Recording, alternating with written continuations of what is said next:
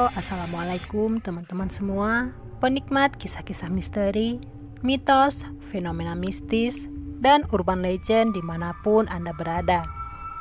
Terima kasih banyak buat teman-teman yang sudah bersedia mampir dan berkunjung ke channel Fenomena Tanpa Jasad. Buat teman-teman yang belum subscribe, tolong di-subscribe dulu ya, dan nyalakan juga tanda loncengnya, agar teman-teman selalu dapetin notifikasi, update kisah dan pengalaman menyeramkan terbaru dari kami. Silahkan berikan like-nya jika teman-teman suka dengan kisah yang kami bawakan. Berikan komen jika ada masukan dan sarannya ya. Dan silahkan share video ini jika menurut teman-teman video ini bermanfaat. Baiklah teman-teman, tanpa basa-basi, di video kali ini saya akan membagikan sebuah kisah dan pengalaman seseorang yang cukup menyeramkan. Sebuah kisah yang terjadi beberapa tahun yang telah lampau, tepatnya di sebuah pinggiran kota Jakarta. Kejadian ini bermula pada suatu malam, yang mana kisah ini dialami langsung oleh salah seorang pedagang nasi goreng keliling. Di sini kita sebut saja namanya Kang Agus. Hampir sudah 5 tahun dia menggeluti usahanya sebagai tukang nasi goreng keliling. Dan hampir semua seluk-beluk gang tempat dia menjajakan dagangannya telah dia kenal dengan baik tentunya. Tapi suatu hal yang mengerikan dan di luar nalar mungkin menjadi salah satu pengalaman yang tidak bisa dia lupakan selama hidupnya. Malam itu seperti biasa, dia selalu menjajakan dagangannya dengan berjalan kaki dan melewati sebuah gang. Sebut saja Gang Kamboja. Malam itu sangat sepi, tidak seperti biasanya. Apalagi dinginnya udara sehabis hujan dan sesekali rintik gerimis yang turun membuat setiap orang enggan untuk berada di luar rumah. Seperti biasa, Kang Agus menyusuri gang itu sambil memukul-mukul mangkok dan sesekali dengan teriakan, Nasi goreng, nasi goreng.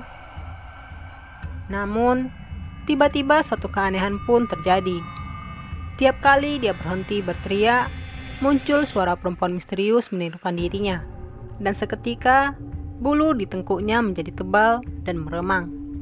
Kemudian, Kang Agus pun celingukan mencari asal suara itu. Dan entah kenapa, matanya selalu saja menuju ke sebuah pagar besi yang sudah usang karena karat. Nasi goreng.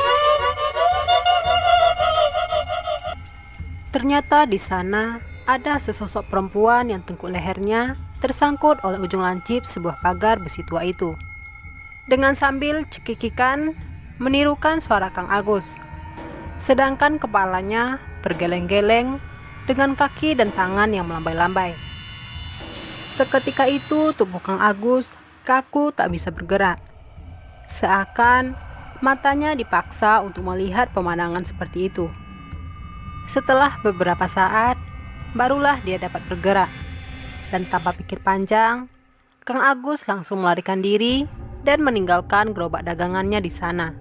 Kemudian, sebuah pengakuan pun datang dari seorang tukang ojek pangkalan.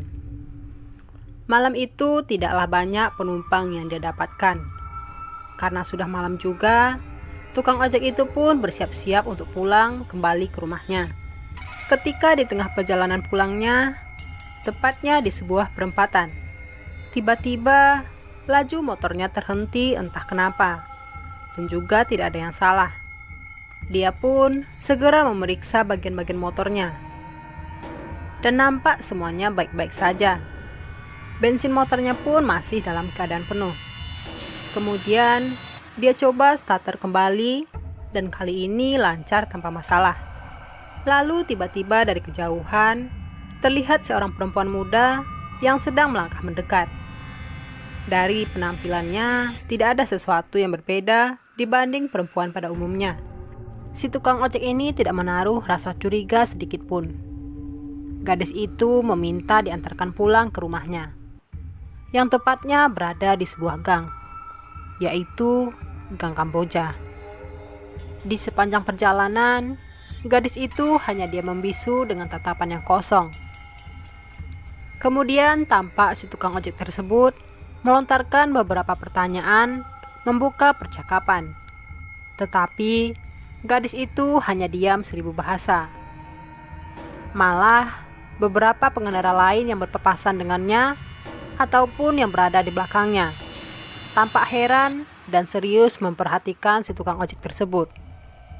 Tapi si tukang ojek ini tetap saja cuek, seolah tidak mempedulikan hal itu.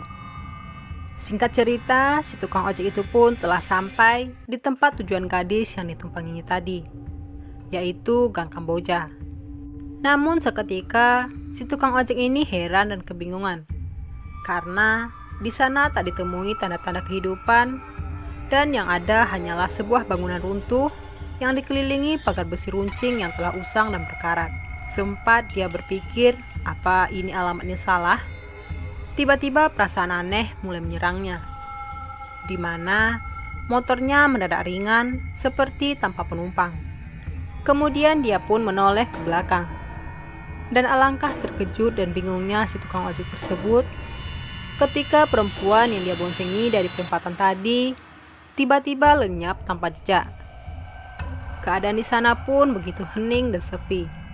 Lalu si tukang ojek itu melihat helmnya yang dipakai penumpang tadi telah tersangkut pada sebuah pagar besi yang berada tak jauh dari tempat dia sekarang. Tetapi anehnya, dia tidak menemukan perempuan yang tadi menumpanginya. Dengan perasaan yang campur aduk, dia pun berusaha menuju dan mengambil helmnya itu. Dan sambil selingukan, kemudian dia sesekali memanggil perempuan tadi. Mbak? Mbak? Mbak di mana? Tapi tak seorang pun yang menjawab panggilannya itu. Begitu si tukang ojek ini menggapai helmnya yang tersangkut di pagar itu, tiba-tiba dia dikagetkan oleh teguran seseorang. Cari siapa, Bang? Tampak seorang perempuan yang tadi dia boncengi, kini telah berada di samping helmnya yang tersangkut. Perempuan itu dalam posisi tengkuk yang tertembus runcingnya pagar besi yang telah berkarat, dengan kaki dan tangan yang melambai-lambai, serta kepalanya yang bergeleng-geleng seakan ingin lepas.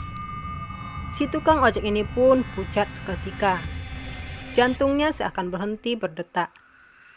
Dan keesokan harinya, si tukang ojek itu ditemukan tak sadarkan diri di sana. Lain orang, lain pula kisah yang dialaminya. Seperti pengalaman yang pernah dialami oleh satpam komplek. Suatu malam, dia bersama dengan 3 orang kawannya sedang berjaga. Ketika sedang asik main kartu, tiba-tiba mereka berempat dikejutkan oleh suara minta tolong dari seorang perempuan. Tolong! Tolong! Tolong saya! Berpikir kalau sedang terjadi tindak kejahatan, mereka bertiga pun dengan sigap mencari asal suara itu. Sedangkan seorang lainnya berjaga di pos jaga. Setelah mencari beberapa lama, mereka tak menemukan seorang pun di sana, apalagi tindak kejahatan. Tanpa putus asa, mereka pun terus mencari dengan mengarahkan senter ke berbagai penjuru. Namun, tetap saja mereka tidak menemukan siapa-siapa. Sampai ketika mereka dikejutkan oleh suara perempuan. Bang, di sini, Bang. Iya, di sebelah sini. Tolong turunkan saya. Kepala saya tersangkut pagar. Di sana terlihat seorang wanita yang kondisi kepalanya tersangkut oleh pagar besi yang sudah berkarat, dengan tengkuknya yang tertembus oleh ujung pagar yang runcing, dengan tangan dan kaki yang melambai-lambai, dan kepala yang bergeleng-geleng seakan ingin lepas sambil cekikikan. Hantu! Sadar yang dihadapi mereka bukanlah manusia, mereka semua pun segera lari dengan tunggang langgang. Untuk yang kesekian kalinya, teror terjadi tepatnya di sebuah pagar besi runcing yang berkarat di Gang Kamboja itu. Menurut desas-desus yang beredar di masyarakat, perempuan itu bernama Lilis. Dia bukanlah warga asli daerah situ.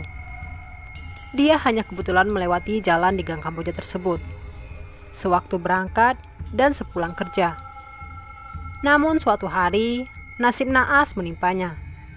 Sewaktu pulang bekerja, dia telah diikuti oleh 3 orang berandalan yang ingin mendapatkan uangnya. Mengetahui niat jahat ketiga orang berandal tersebut, dia pun tidak tinggal diam. Kemudian dia melakukan perlawanan dengan sekuat tenaga.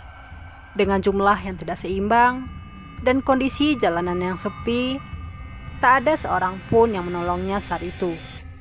Sampai akhirnya membuat Lilis terdesak dan terdorong, sehingga tubuh kecilnya terhempas ke pagar besi. Dan itu membuat leher di bagian tengkuknya tertembus oleh ujung lancip pagar besi yang berkarat sampai ke tulang tengkoraknya. Darah pun mengalir dengan derasnya, membasahi batang-batang besi itu dan menuju ke tanah. Dengan rasa sakit yang amat sangat perih, Lilis pun akhirnya menegang nyawa. Hal inilah yang menjadi asal muasal teror yang selama ini terjadi di gang tersebut. Hubungan sebab akibat selalu melekat erat pada setiap peristiwa.